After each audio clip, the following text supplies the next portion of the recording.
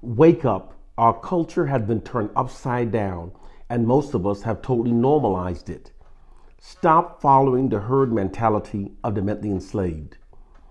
The herd mentality is the tendency for people's behaviors, beliefs, customs, and cultural norms to conform to those of the group that they belong to, regardless of how ridiculously absurd they may be. When it's been done gradually, people can be made to collectively engage in practices that literally insult their own intelligence.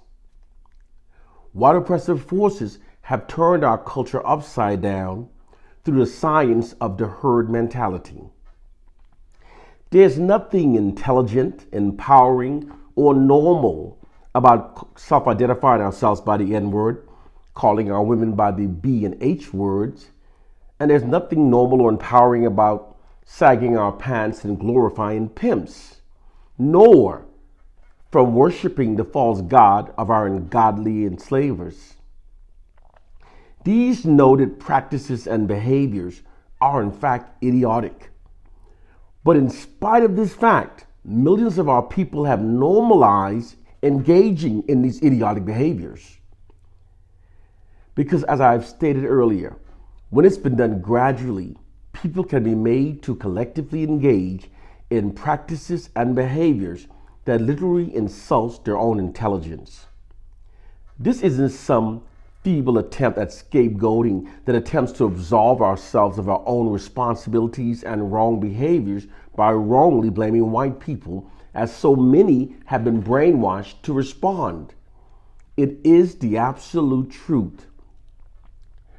Those who write the people's narratives and controls their media images literally controls their culture.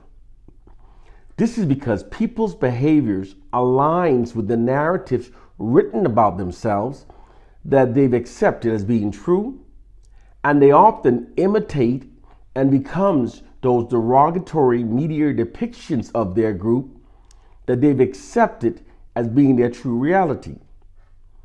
A group's identity is greatly shaped by how they see themselves repeatedly depicted within the mainstream media.